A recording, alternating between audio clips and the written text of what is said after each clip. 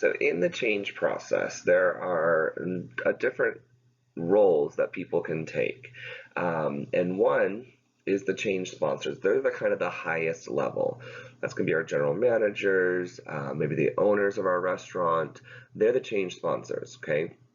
The change agents are the ones who deal with the day-to-day implementation of the change, and then the change targets are those people who are going to be most affected by the change. So let's talk about them a little bit more in detail. So here we have a business manager. They're stepping back, they're observing, they've set the vision statement. So you can see that design manager right there is looking. This is the idea of where the organization is and how is it going to get to that end result, okay? How are we going to achieve that vision statement? So with the change sponsors, first they need to be aware of the need to change. So as the manager is observing what's going on, they can identify what needs to be changed, okay? The other important part of a change sponsor is they need to realize how the change is going to affect both the managers and our team members. So they need to kind of have that vision in mind, but then also be a little bit understanding of the possible frustrations that the team members could experience. That way it kind of helps us develop our plan a little bit more effectively. We also, as the change sponsor, want to make sure that we are giving ample time. So we're giving enough time for the change to take place, that it's more realistic. Because if the time frame is more realistic, then the chances of the change being successful increases. But if we give an unrealistic time frame, if we want something done too quickly, well then the change may not be successful, and then you might get a lot of those inhibitors on your team, which we don't want. And then the last thing is we need to figure out how do we evaluate whether the change was successful or not. And so we need to develop, is it going to be that we're going to do performance reviews? Is it going to be that we are going to look at our sales, and if that's going to improve, then that means we were successful. So then the next group is our change agents. So our change agents should be part of that planning process, because ultimately they are the ones who are responsible for the day-to-day implementation of the change. So first off, most importantly, they need to agree with the change sponsor's vision. So they need to actually recognize that there is a need for change. And then they also need to be willing to coach, and they need to be willing to provide guidance to those change targets. So our change targets are the people who are the most affected by the change. And as a result, oftentimes our change targets are where we receive the most pushback, the most hesitation to implement the change. So let's give you a quick example. Okay, so our goal is to increase profits.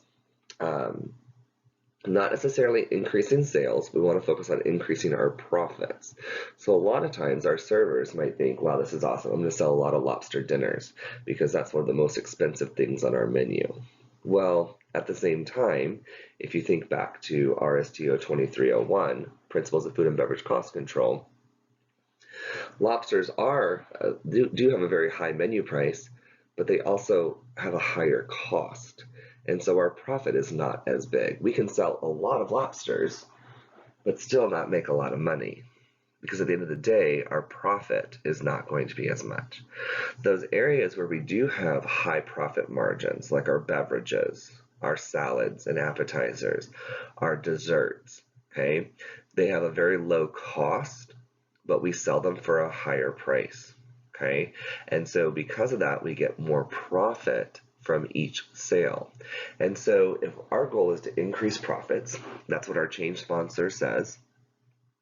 Our change agents would be those dining room managers, and they are the ones who are going to help those servers, who are the change targets, to implement this change of selling more salads, more desserts, and more beverages.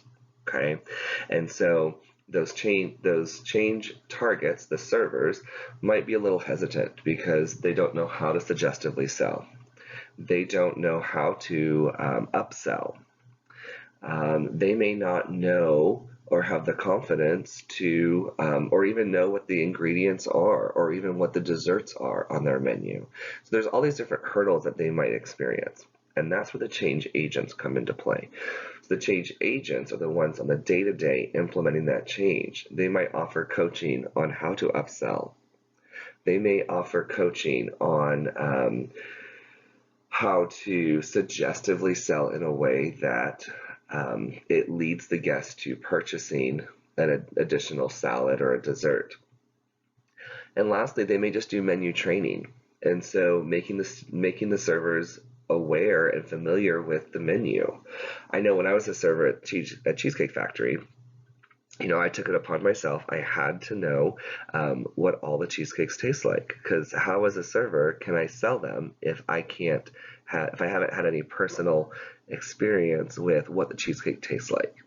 And so I took it upon myself to try every single cheesecake. Granted, that resulted in 10 pounds gaining in the first month, so I don't recommend eating cheesecake every single day, but it did make me a more effective upseller and a suggestive seller.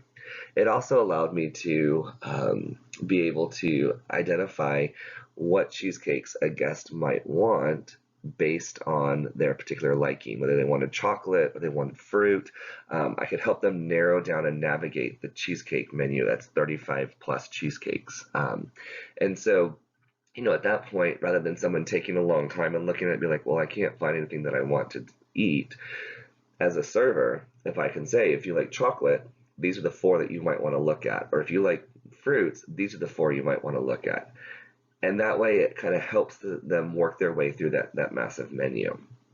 And then as a result, that change sponsor, at the end of the day, once the period is over, we can look and see what our profit was before the change, and we can look and see what the profit was after the change.